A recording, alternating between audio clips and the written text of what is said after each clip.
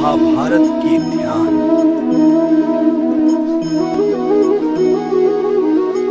जगत में प्रत्येक व्यक्ति को किसी न किसी प्रकार की निर्बलता अवश्य होती है।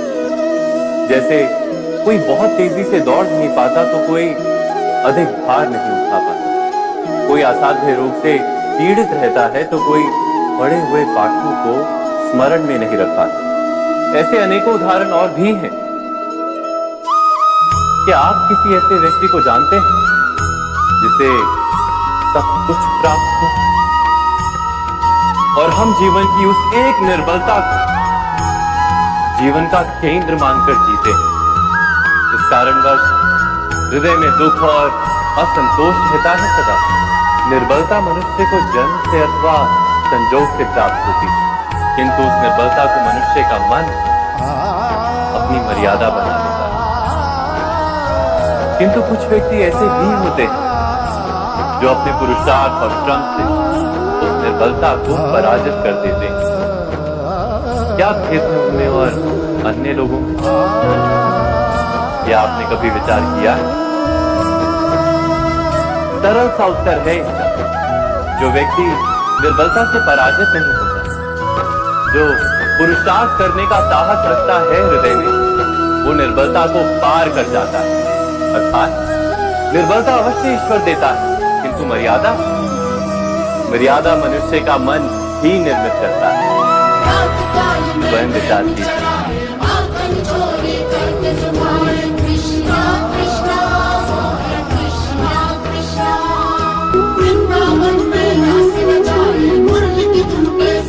भविष्य का दूसरा नाम है संघर्ष। हृदय में आज इच्छा होती है और यदि पूर्ण नहीं हो पाती तो हृदय भविष्य की योजना बनाता है। भविष्य में इच्छा पूर्ण होगी ऐसी कल्पना करता रहता है, किंतु जीवन ना तो भविष्य में है ना अतीत में। जीवन तो उस क्षण का नाम है, अर्थात इस क्षण का अनुभव ही जीवन का अनुभव। पर हम ये जानते हुए भी इतना सा सत्य समझ नहीं पाते। या तो हम बीते हुए समय के स्मरणों को घेर कर बैठे रहते, या फिर आने वाले समय के लिए हम योजनाएं बनाते रहते हैं और जीवन जीवन बीत जाता है। एक सत्य यदि हम हृदय में उतार लें कि ना हम भविष्य देख सकते हैं, ना ही भविष्य निर्मित कर सकते हैं, हम तो केवल धैर्य और साहस के साथ भविष्य को आलिंगन दे सकते हैं, स्वागत कर सकते हैं भविष्य का। तो क्या जीवन का हर पल जीवन से नहीं भर जाएगा? स्वयं विचार कीजिए।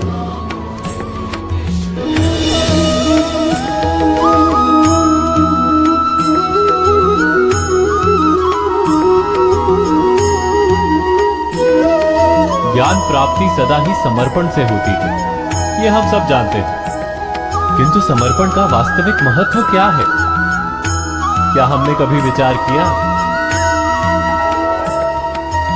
मनुष्य का मन सदा ही ज्ञान प्राप्ति में विभिन्न बाधाओं को उत्पन्न करता है।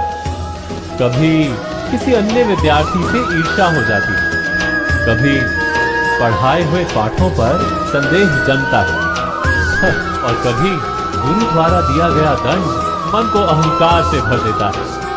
नहीं, क्या ऐसा नहीं होता?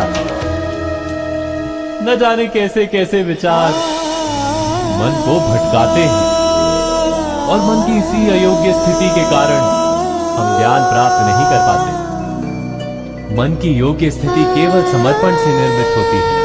समर्पण मनुष्य के अहंकार का नाश करता है, ईर्ष्या, महत्वाकांक्षा आदि भावनाओं को दूर कर हृदय को शांत करता है और मन को एकाग्र करता है। वास्तव में ईश्वर की सृष्टि में ना ज्ञान की मर्यादा है, ना ज्ञानियों की। गुरु दत्तात्रेय ने तो गाय और श्वान से भी ज्ञान प्राप्त कर लिया था।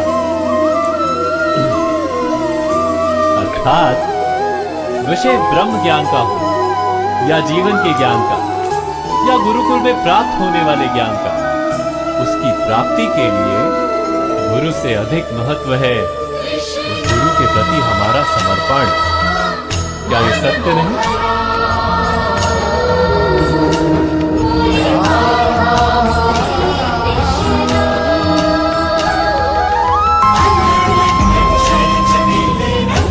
प्रत्येक मनुष्य के जीवन में ऐसा क्षण अवश्य आता है जब सारे स्वप्न, सारी आशाएं, सारे दृश्य ध्वस्त हो जाते हैं। जीवन के सारे आयोजन ही बिखर जाते हैं। एक और धर्म होता है और दूसरी ओर सुख। किसी को धर्म संकट होते हैं, जब धर्म का वहन ही संकट और धर्म का त्याग भी सुख। विचार कीजिए, कभी किसी स्वजन के विरुद्ध सत्य बोलने का अवसर प्राप्त हो जाता है, कभी ठीक दरिद्रता के समय सरलता से चोरी करने का मार्ग प्राप्त हो जाता है, कभी किसी शक्तिशाली राजनेता या राजा के कर्मचारी का अधर्म प्रकट हो जाता है। सबके जीवन में ऐसी घटना बनती ही रहती है। अधिकतर लोग ऐसे किसी क्षण को धर्म संकट के रूप में जान ही नहीं पाते। हमें किसी प्रकार के संघर्ष का अनुभव ही नहीं होता। सहजता से सुख की ओर खींचे चले जाते हैं, जैसे मक्खी गुड़ की ओर खींची चली जाती है। वास्तव में धर्म संकट का क्षण ईश्वर के निकट जाने का क्षण होता है। यदि हम संघर्षों से भयभीत ना हो, सुख की ओर आकर्षित ना हो, अपने धर्म पर दृढ़ रहे, तो ईश्वर का साक्षात्कार दूर नहीं।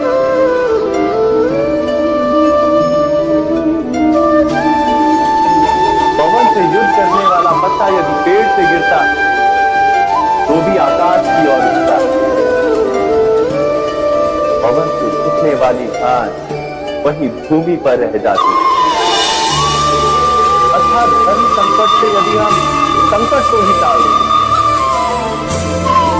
दुख तो मिलता है, जीवन बढ़ता है, किंतु क्या चरित्र नहीं टूटता? क्या आत्मा दरिद्र नहीं हो जाती?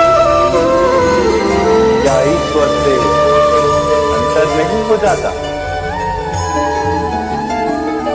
स्वयं विचार कीजिए।